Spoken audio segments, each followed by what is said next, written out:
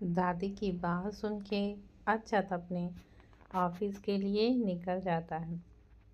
उसकी कार जैसे ही सिंघानिया एम्पायर की बिल्डिंग पर रुकती है, जियान जल्दी से कार से बाहर आता है और अक्षत के साइड का डोर ओपन करता है। अक्षत अपने कोट के बटन लगाता हुआ बाहर आता है और अंदर की ओर बढ़ जाता है। अक्षत के एंटर करने से पहले जिस बिल्डिंग में सबकी बात करने की आवाज़ आ रही थी, उसके आते ही खामोश हो जाती है। सब लोग उसे गुड मॉर्निंग विशेष करते हैं, लेकिन वो जनाब सिर्फ सिर हिलाकर जवाब देता है और अंदर बढ़ जाता है। उसको देख के सबकी हालत खराब हो चुकी थी, क्योंकि हर दिन वो किसी न किसी को फायर कर ही देता था। उसे अपने काम में बिल्कुल भी गर्दी पसंद नहीं थी। ऑफिस में सब लोग उससे बहुत ही ज़्यादा डरते थे, क्योंकि उसके फ्लोर पर जाने की हिम्मत कोई भी नहीं करता था। अगर किसी को कुछ काम होता था तो वो राज को बोलते थे। लड़कियों को तो उसके फ्लोर पर जाने की परमिशन तो बिल्कुल भी नहीं थी। वो सिर्फ दूर से ही अपने प्रिंस चार्मिंग को देख सकती थी। उसका देख के सबके मुंह में सिर्फ एक ही बात निकलती थी, वाह, काश वो मेरा बॉयफ्रेंड होता। लेकिन अफसोस कि वो सिर्फ दूर से उसे निहार सकती थी, उसके पास नहीं जा सकती थी। अक्षत अपने केबिन में आता है और अपने काम में लग जाता है। थोड़ी देर के बाद सब लोग कॉन्फ्रेंस रूम में थे और सामने अक्षत भूखे शेर की तरह अपनी लाल आँख के लिए सबको खाने को आतुर था। और सब लोग अपना सिर झुकाए गुलामों की तरह खड़े हों, जैसे उन्होंने कोई गुनाह कर दिया। जब अक्षत का मन भर गया सबको सुना के, तो वो 2 से 3 एम्प्लॉय को कंपनी से बाहर का रास्ता दिखाकर अपने केबिन की ओर बढ़ जाता है और बाकी सब उन एम्प्लॉय को छोड़कर अपने काम में लग जाते हैं, क्योंकि उसने अगर किसी और को टाइम पास करते देखा तो फिर उनकी क्लास लगनी तय थी।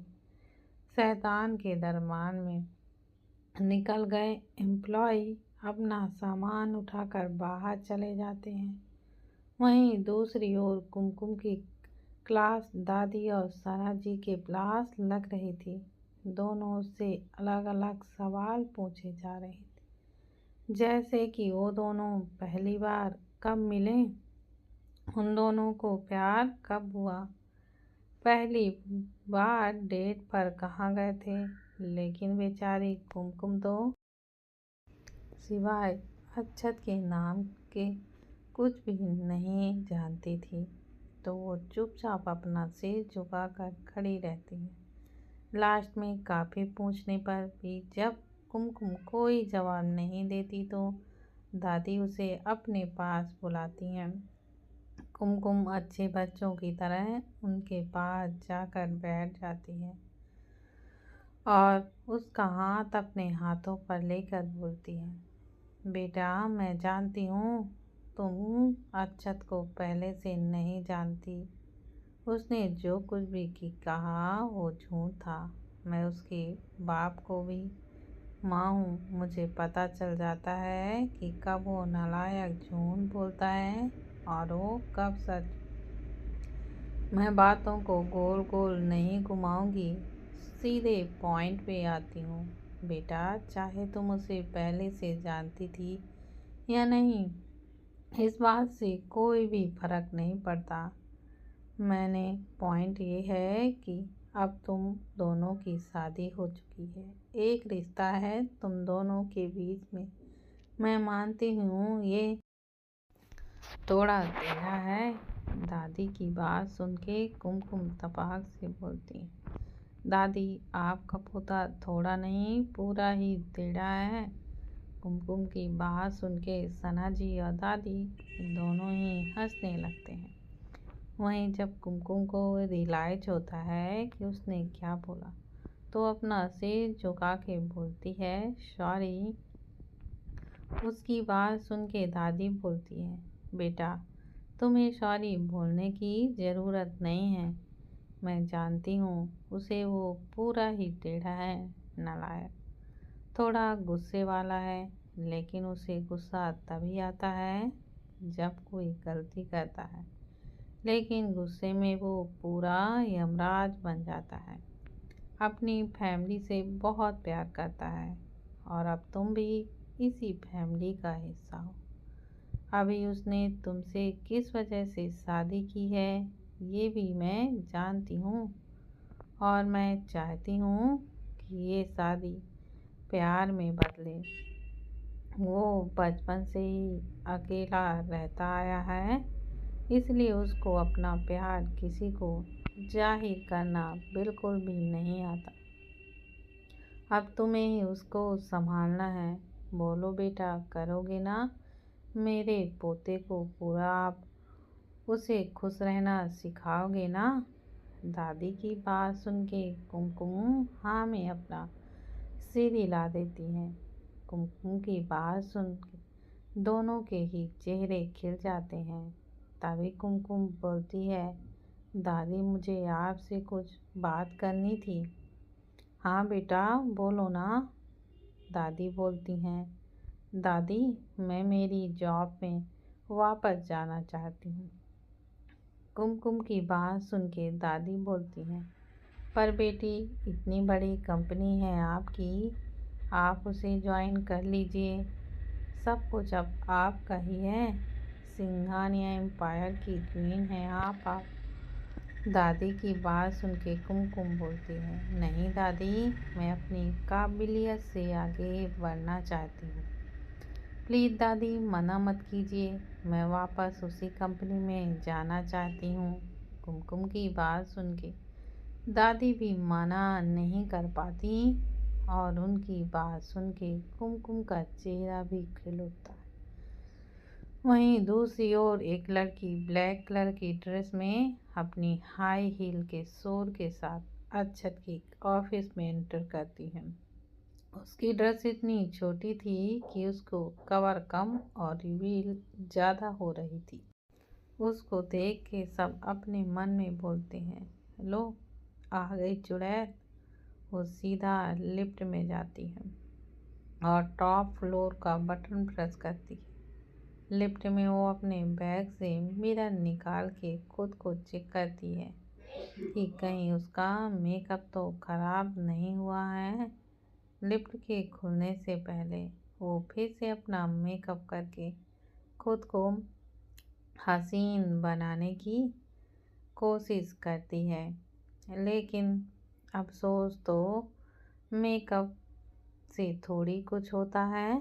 वो अपनी ड्रेस को और थोड़ा सा नीचे की ओर करती है ताकि खुद को और रिलीव कर सके। उसके ऐसा करने से उसके उभार साफ साफ तौर पर दिखाई देने लगते हैं।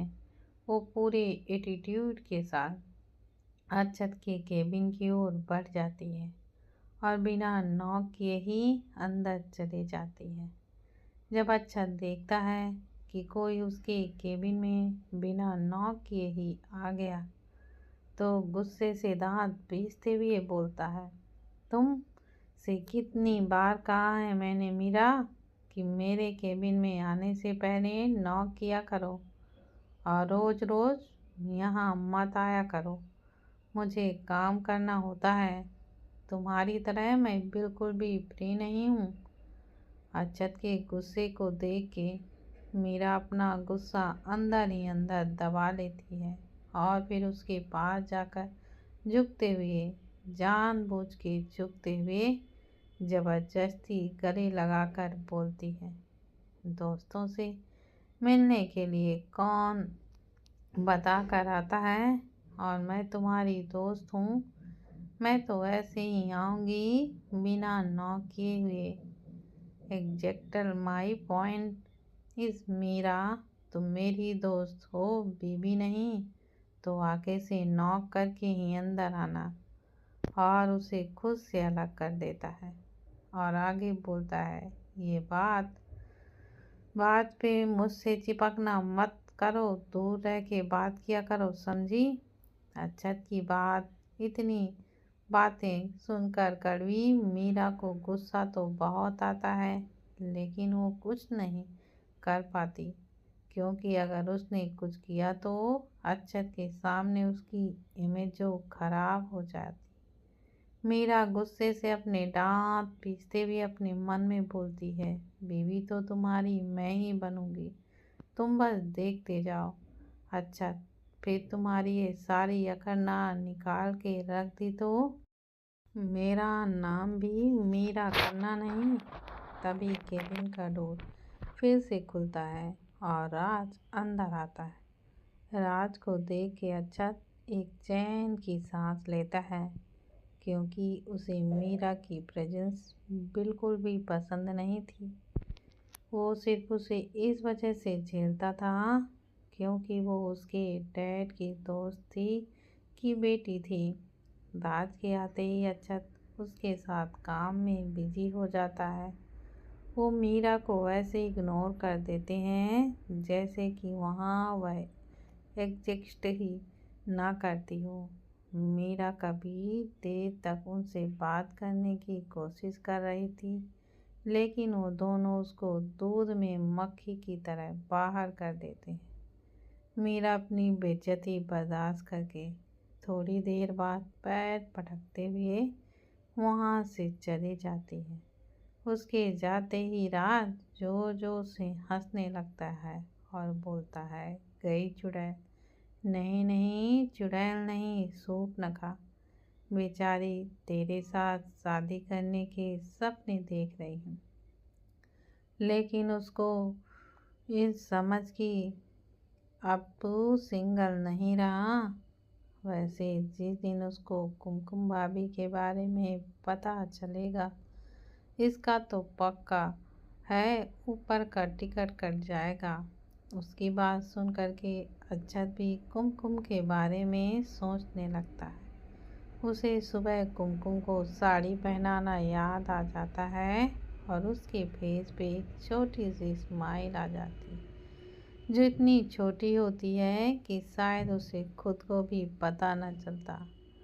अब तो खुद यहाँ से जाएगा या मैं गार्ड्स को बुलाकर तुझे बाहर फेंकवा दूँ।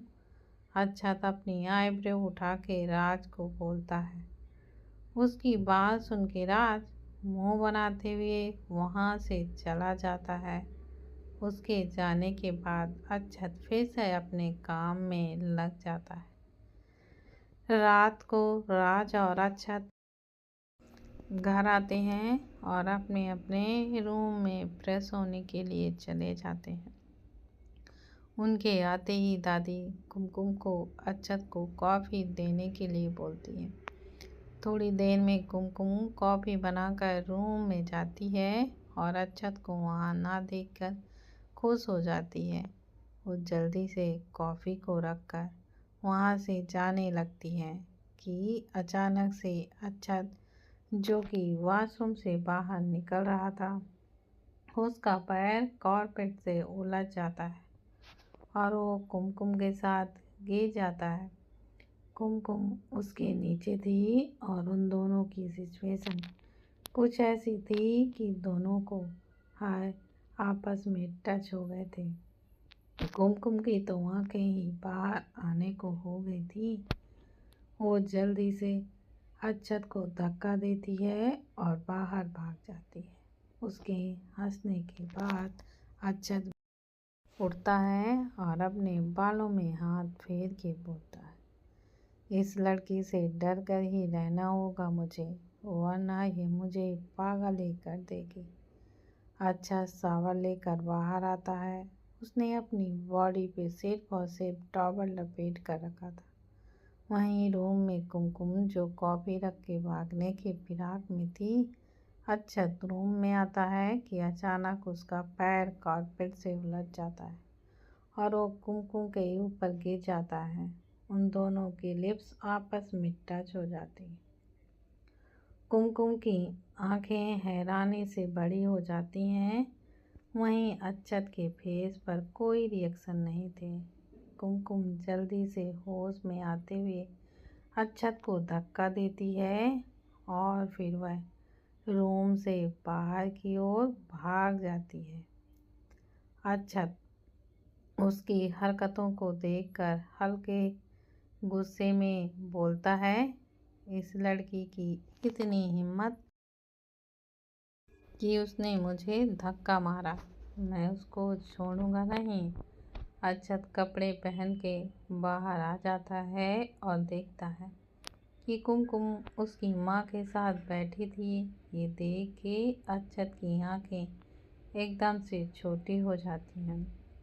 वो अपने मन में बोलता है, इस लड़की की इतनी हिम्मत कि ये मुझे इग्नोर कर रही है, इसको तो मैं बिल्कुल भी नहीं छोड़ूंगा। ये समझती क्या है खुद को, इसमें इतनी हिम्मत कि इसने मुझे अक्षत सिंघानिया को इग्नोर किया। पनिशमेंट के लिए रेडी रहना बीबी। सब लोग अपना अपना डिनर ख़त्म करते हैं। अक्षत का पूरा ध्यान कुमकुम पर ही था। वहीं कुमकुम उसकी तरफ नज़र उठाकर भी नहीं देख रही थी, जो उसके गुस्से के वो घी में आग डाल रही थी। सब लोग अपने अपने रूम में जाने लगते हैं कि दादी अक्षत को बोलती है, अक्षत मुझसे तुझसे कुछ बात करनी है, मेरे रूम में आओ। दादी की बात सुन के अक्षत हाँ में सिर हिला देता है। वहीं कुमकुम अक्षत के जाने से खुश हो जाती है। वो खुद से बातें करते हुए बोलती है, गया हिटलर, अब जल्दी से जाकर सो जाती हूँ, उसकी शक्ल नहीं देखनी होगी। ये सोच के कुमकुम जल्दी जल्दी से काम निपटाने लगती है। वहीं दादी के रूम में अक्षत बोलता है, बोलो गर्लफ्रेंड, क्या बात करनी है आपको मुझसे। दादी अक्षत की बात का जवाब देते हुए बोलती हैं, कुमकुम अपने ऑफिस को फिर से ज्वाइन करना चाहती है और मैंने उसे हाँ भी बोल दिया है। दादी की बात सुन के अक्षत बोलता है, तो आप क्या चाहते हो मुझसे, वो बताइए। मैं चाहती हूँ कि तुम कुमकुम की ऑफिस को खरीद लो। मैं नहीं चाहती हमारी बहू घर के बाहर कहीं भी जाए। अगर सिया हमारी ही कंपनी में काम करे तो हमें भी उसकी फिक्र नहीं होगी, अगर तुम वहाँ पर होगे तो। दादी बोलती हैं। दादी की बात सुन के अक्षत राज को कॉल करता है और बोलता है, मित्तल कंपनी को खरीद लो, तुम्हारे पास सिर्फ आज रात तक का वक्त है। इतना बोल के अक्षत राज की बात सुने बिना ही कॉल को कट कर देता है।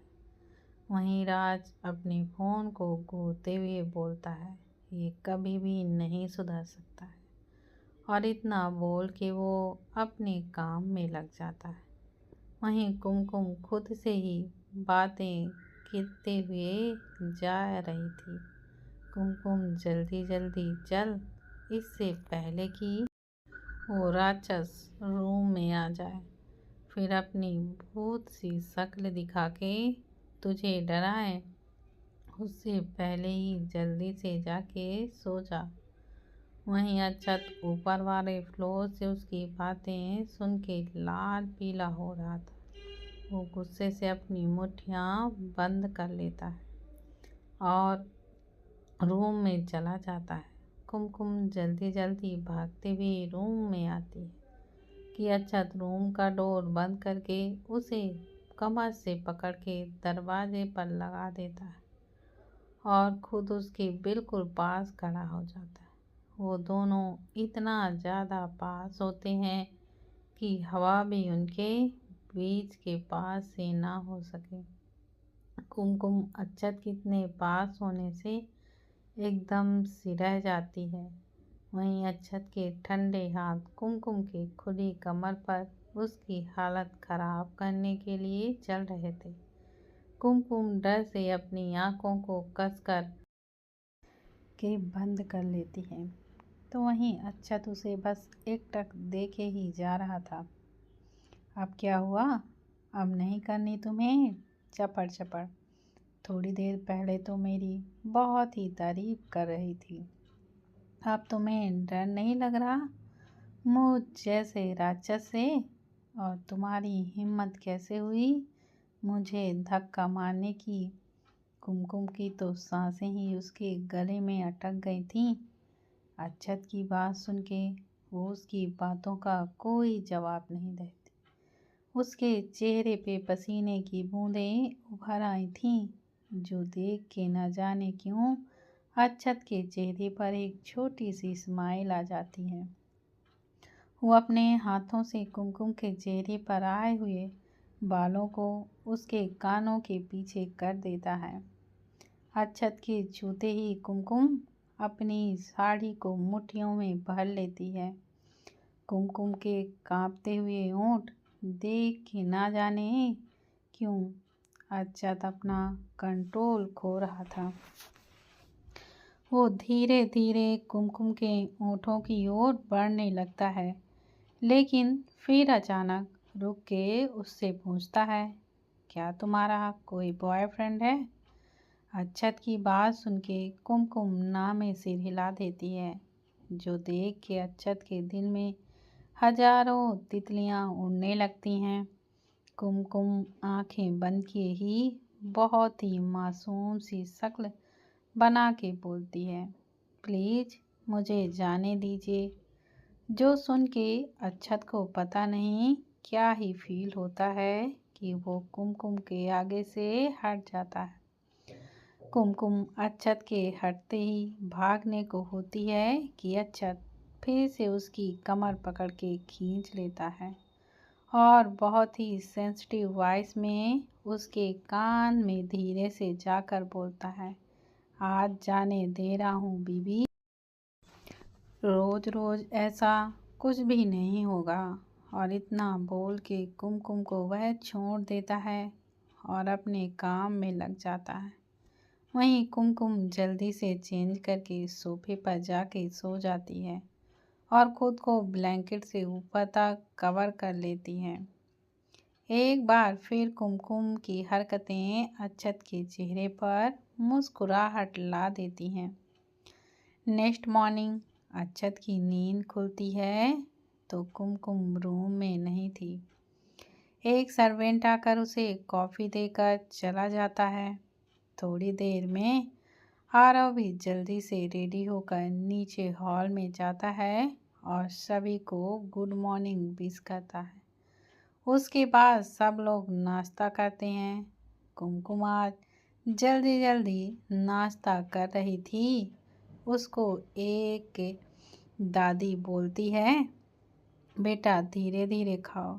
दादी की बात सुन के कुमकुम बोलती है, अगर धीरे धीरे खाऊंगी दादी तो मैं लेट हो जाऊंगी।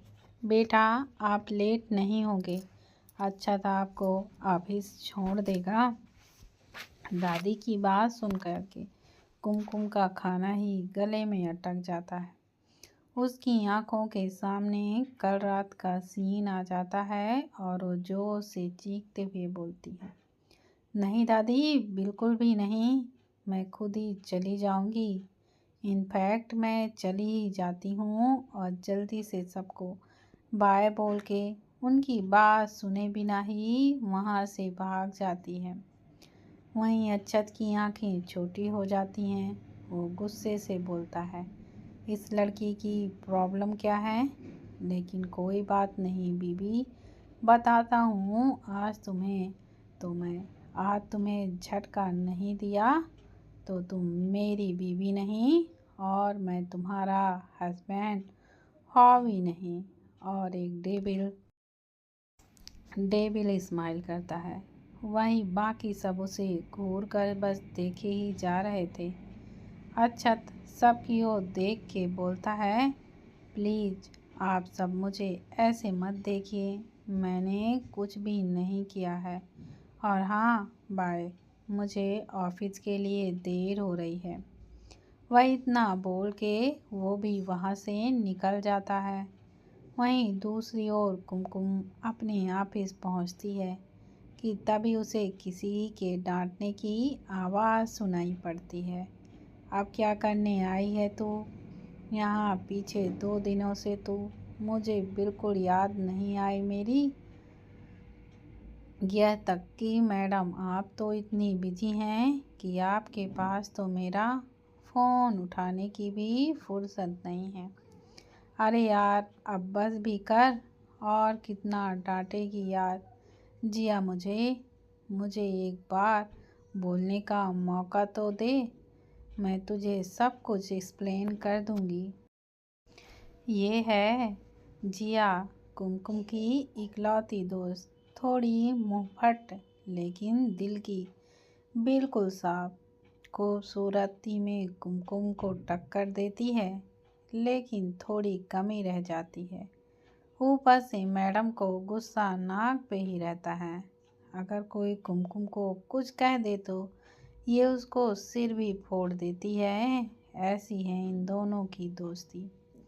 कुमकुम जिया के सामने कान पकड़ के खड़ी हो जाती है और बोलती है कि मैं तुझे सब बताऊंगी मेरी जान, पर अभी मुझे माफ़ कर दे और थोड़ा वक्त तो दे सब एक्सप्लेन करने का। और अभी ना हम अंदर चलते हैं, क्योंकि मैं ऑलरेडी 2 दिन की छुट्टी में थी, और अगर आज भी लेट हुई तो पता नहीं बॉस क्या करेगा। कुमकुम की बात सुन के जिया की तो हंसी ही छूट जाती है और वो बोलती है, कुछ भी नहीं कर पाएगा वो तेरा समीर मित्तल, क्योंकि हमारी ये कंपनी किसी ने खरीद ली है और अब उससे तेरा पीछा भी छूट जाएगा मेरी जान। मैं 2 दिन नहीं आई और इतना सब कुछ हो गया। चल अब अंदर चलते हैं, देखे तो कौन है नया बॉस। फिर जिया और कुमकुम दोनों ही अंदर की ओर चले जाते हैं। कुमकुम अपनी डेस्क पर होती है कि तभी वहाँ दिग्विजय मित्तल, समीर मित्तल के पापा भी आ जाते हैं। उनको देख के कुमकुम उन्हें गुड मॉर्निंग विश करती है, तो दिग्विजय मित्तल भी मुस्कुराते हुए कुमकुम को जवाब देते हैं और फिर उसे आगे बोलते हैं, बेटा कुमकुम, तुम इस कंपनी की ब्रिलियंट एम्प्लॉय हो और इसी नाते मैं चाहता हूँ कि आज जो तुम्हारे नए बॉस आ रहे हैं, मैं चाहता हूँ कि तुम उनका वेलकम करो। कुमकुम उनकी बात सुन के पहले तो थोड़ा सा हिचकिचाती है, लेकिन फिर हाँ बोल देती है। थोड़ी देर के बाद दर्जनों गाड़ियाँ बाहर आके रुकती हैं। पहले उनसे जियान के साथ बाकी बॉडीगार्ड्स बाहर आते हैं और आसपास की जगह को अच्छे से चेक करते हैं कि कोई प्रॉब्लम तो नहीं है। सब चेक करने के बाद जियान जाके अक्षत की गाड़ी का डोर ओपन करता है और उसमें से वाइट शर्ट के साथ ब्लू ब्लेजर पहने अच्छा सनग्लास लगाते हुए बाहर आता है। आज तो हिटलर पूरा का पूरा अपनी बीबी को पटाने के इरादे से इतना सज धज के आया होगा, क्योंकि उसकी बीबी वैसे तो उसे भाव देती नहीं, शायद आज ही दे दे।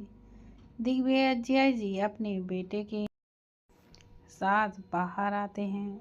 उनके पीछे कुमकुम भी अपने हाथों में फ्लावर बुके लिए हुए आती है। सबके सामने खड़े होने से उसे अच्छा दिखाई नहीं देता। वो थोड़ा सा और आगे आती है और जब सामने अपने हस्बैंड हॉबी को देखती है तो उसकी आंखें सदमे से एकदम बड़ी हो जाती हैं। वो अपनी जगह पर जम सी जाती है। उसका दिमाग पूरा 360 डिग्री घूम जाता है। तभी दिग्विजय जी कुमकुम को उसकी नींद से जगाते हुए बोलते हैं, बेटा कुमकुम, मिस्टर अच्छा सिंघानिया का वेलकम करो। कुमकुम उनकी आवाज़ से होश में आती है और खुद को नॉर्मल करते हुए आगे बढ़ के अक्षत को बुके देते हुए बोलती है, वेलकम सर। ये सब बोलते हुए कुमकुम की नज़रें झुकी हुई थी। उसे बहुत ही घबराहट हो रही थी। वहीं कुमकुम की हालत देख के अक्षत को तो बहुत ही मज़ा आ रहा था। अक्षत और बाकी सब अंदर बढ़ जाते हैं। वहीं कुमकुम खुद को नॉर्मल करने के लिए वॉशरूम में चले जाते हैं। तब तक और वह अपना मुंह धो के थोड़ी देर में खुद को नॉर्मल करके बाहर आती है। अब तक तो अक्षत ने सभी एम्प्लॉय को कॉन्फ्रेंस रूम में आने का ऑर्डर भी दे दिया था। कुमकुम खुद से ही बातें करती हुई बोलती है, इस गवर्नर ने यहाँ आते ही फिर से ऑर्डर झाड़ना शुरू कर दिया। फिर से यहाँ क्यों आया है पता नहीं। मेरा क्या होगा बाबा जी, बचा लेना। कुमकुम ऊपर फेस करके रोनी सी शक्ल बना के बोलती है। कुमकुम भी सबके साथ कॉन्फ्रेंस रूम में जाती है। वहाँ आगे स्टेज पे अक्षत और उसके साथ जूनियर और सीनियर मित्तल खड़े हुए थे और साथ ही राज भी वहाँ था। कुमकुम जब अंदर आती है तो सारी की सारी फीमेल एम्प्लॉय बस अक्षत को लास्ट भरी नज़रों से देखे जा रही थी, जो देख के कुमकुम का पारा एकदम से हाई हो जाता है। वो मन ही मन अक्षत को गालियाँ देते जा रही थी। क्या ज़रूरत थी इतना तैयार होके आने की? और ये लड़कियाँ, इनको तो ज़रा सी भी शर्म नहीं है जो मेरे पति को वैसे घूरे जा रही हैं। कुमकुम सभी लड़कियों का ना जाने कितनी बार मुंह नोचती है, लेकिन कितनी बार उनके हाथ पैर तोड़ती है, लेकिन सिर्फ अपने ही ख्यालों में। वहीं अक्षत माइक को हाथ में लेकर दो टुक में बोलता है, मैं आप लोगों का ज़्यादा टाइम वेस्ट नहीं करूँगा, सीधे पॉइंट पे आते हैं। मुझे वक्त की कदर ना करने वाले लोग बिल्कुल भी पसंद नहीं हैं। इसलिए ध्यान से अपना काम सही और वक्त पे करना, नहीं तो आपके रेजिग्नेशन से मेरी कंपनी को कोई नुकसान नहीं होगा। आपकी जगह कोई और आपकी सैलरी ले रहा होगा। इतना बोल के अक्षत वहाँ से चला जाता है। वहीं उसकी बात सुन के सभी एम्प्लॉय की सांसें अटक जाती हैं, क्योंकि कोई ऐसा होगा जो अच्छा सिंघानिया को ना जानता हो। सबको उसके डेविल जो नहीं कहते थे। लो भाई, हो गई डेविल की एंट्री कंपनी में भी। अब कुमकुम की बजेगी बैंड या होगा इकरार, होगा तकरार या होगा इजहार, वो आगे तो पता चलेगा। तब तक के लिए बाय बाय। प्लीज़ ज़्यादा से ज़्यादा इस कहानी को शेयर करें और सब्सक्राइब